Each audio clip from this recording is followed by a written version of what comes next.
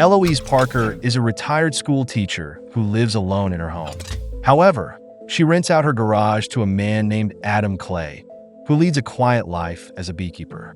Adam thanks the kind woman for taking him in, and a touched Eloise invites him to dinner, after which he returns to his beloved bees. During this time, Eloise receives an unusual message on her computer about serious technical issues. Following this, she receives a call from a tech support specialist who walks her through the steps to resolve the problem. However, the elderly woman doesn't realize that it's actually scammers led by Mickey Garnett who gain access to her computer and withdraw over $2 million from a bank account. Eloise is shocked because this wasn't her money, but funds belonging to a charity organization she manages. In the evening, Adam enters Eloise's house and immediately smells smoke coming from the kitchen.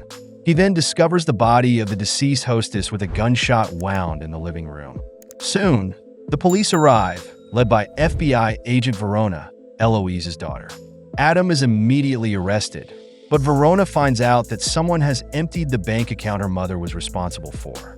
The agents quickly determine that Adam is not involved in the old woman's murder, and Verona invites him for a cup of coffee. The woman regretfully shares that her brother died in the war a few years ago, and now her mother has passed away.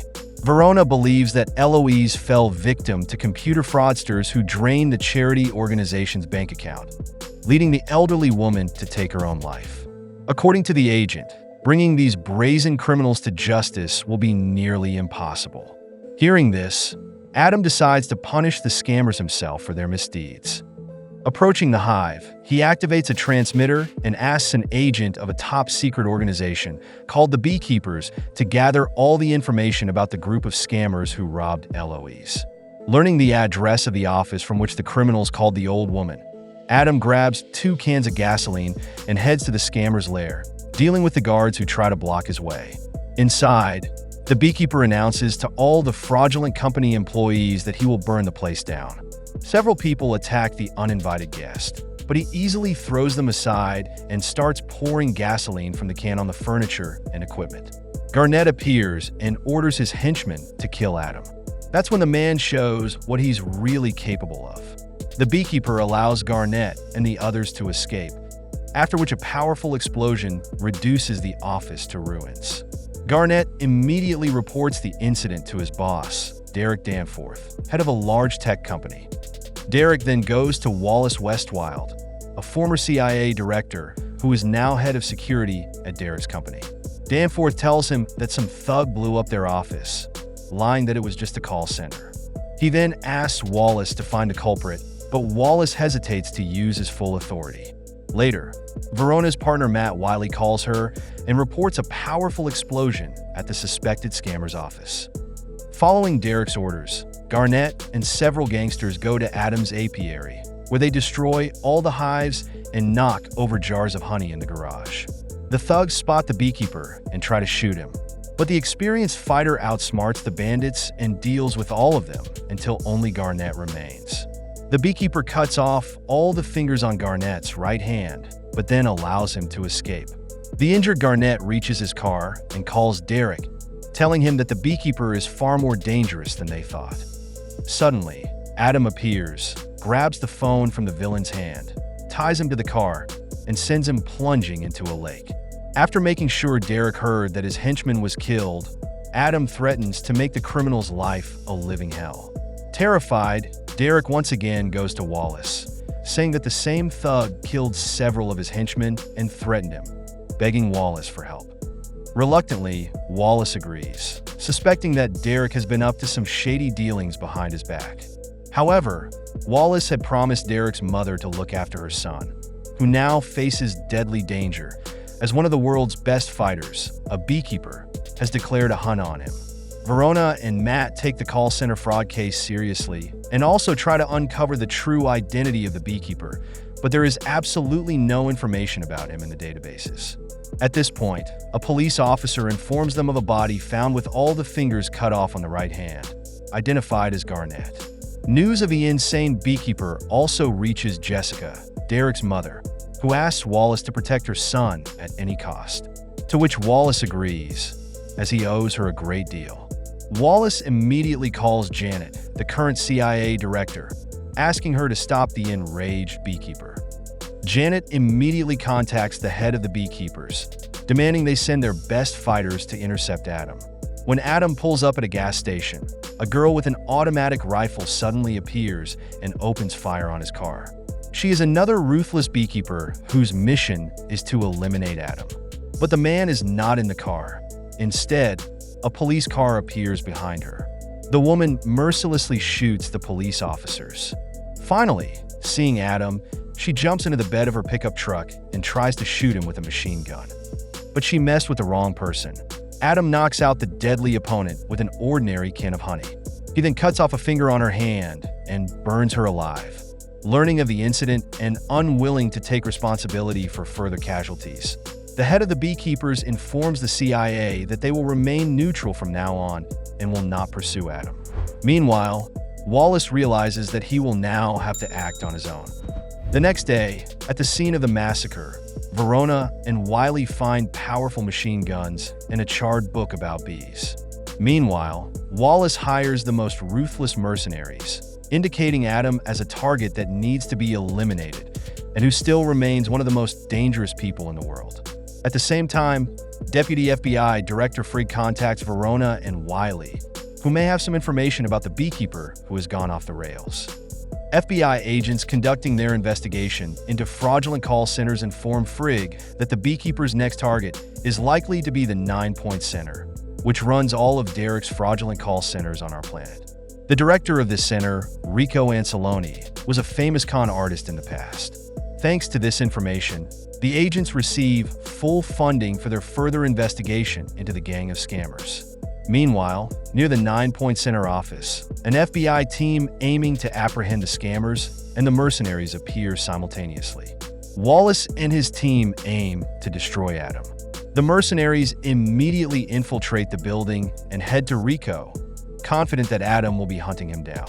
At this time, Adam disguises himself as a regular passerby, approaches the FBI agents outside, and suddenly attacks them. The team of fighters immediately pounces on the aggressive man. But the Beekeeper is too tough for them, and within a few minutes, he enters the building, holding one of the opponents at gunpoint. Adam calmly enters the office, where heavily armed mercenaries await him. Shocked by such audacity, the mercenaries open fire, forcing the Beekeeper to hide from them in the corridors of the building.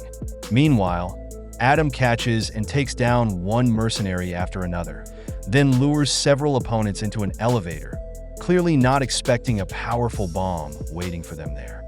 After dealing with the mercenaries, the Beekeeper returns to the office and, threatening with violence, forces Rico to confess that he works for Derek. According to the scammer, Derek is untouchable because he is the son of a very influential and powerful person. However, this does not stop Adam from seeking revenge for the death of the unfortunate old woman. At this moment, Verona and Wiley burst into the building with a SWAT team, but the Beekeeper seems to disappear into thin air right before their eyes.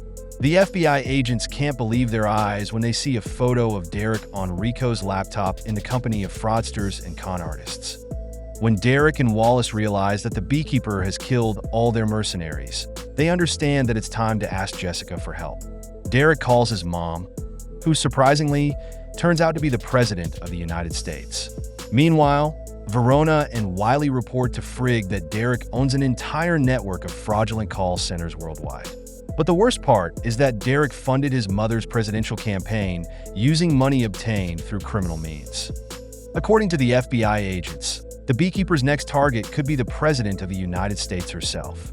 Frigg asks the agents not to tell anyone about this and heads to the President to deliver the shocking news. Upset that Adam managed to escape again, Wallace suggests Derek stay at his mother's seaside mansion, using the Secret Service's protection. At the President's mansion, Wallace hires new mercenaries, led by the ruthless Lazarus, who once managed to kill one of the Beekeepers at the cost of his leg. Soon, the President arrives at the mansion. Shortly afterward, Adam crawls out of the sewer and clings to the bottom of one of the Secret Service trucks. Then, the Beekeeper neatly knocks out one of the guards and puts on his uniform. When Derek sniffs drugs in one of the mansion's rooms, his mom suddenly walks in, promising to protect her son at all costs, not knowing he's involved in numerous crimes. Meanwhile, Adam plants explosives in several cars and mingles with the crowd at a party being held at the mansion at the time. Frigg asks Derek a lot of questions about rogue call centers, suspecting the president's son of having ties to criminals.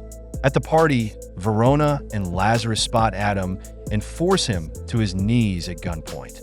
Wallace gives the order to kill the beekeeper, but he outsmarts his opponents and remotely detonates several truck bombs, shocking everyone gathered, taking advantage of the confusion of those around him.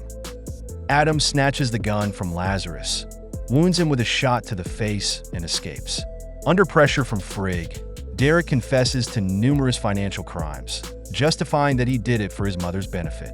Jessica, however, is not at all happy about the revealed truth. She decides to confess to the beekeeper and to the whole world that her son is a real criminal, hoping that it will help to keep her son alive and realizing that it will surely ruin her political career. Meanwhile, Adam fights his way to the room where Derek is, dealing with numerous opponents. Lazarus suddenly attacks the beekeeper from around the corner. The opponents exchange powerful blows and wound each other with several knife strokes. But Adam still manages to overpower and kill the formidable mercenary. The beekeeper gets to the president's office, where he is stopped by Wallace, who tries to persuade the man to come to his senses. But instead, the beekeeper breaks his fingers. Adam places an explosive device against the door and immediately after the explosion enters the room, where he is immediately joined by Verona and the rest of the FBI agents. In a rage, Derek kills Frigg and takes his own mother hostage. A nervous Derek tries to shoot his mother out of his unwillingness to take responsibility for his actions, but Adam kills him first. To Jessica's great horror afterward, Adam quickly jumps out the window. Verona catches up with the beekeeper by the shore, but she decides not to shoot Adam and lowers the barrel, believing that revenge at any cost to the president and the other victims is more important than following the letter of the law. Adam puts on the aqualung hidden in advance and hides underwater before the Secret Service men can catch up with him. What do you think of the movie Beekeeper? Share in the comments. Thanks for watching and see you soon.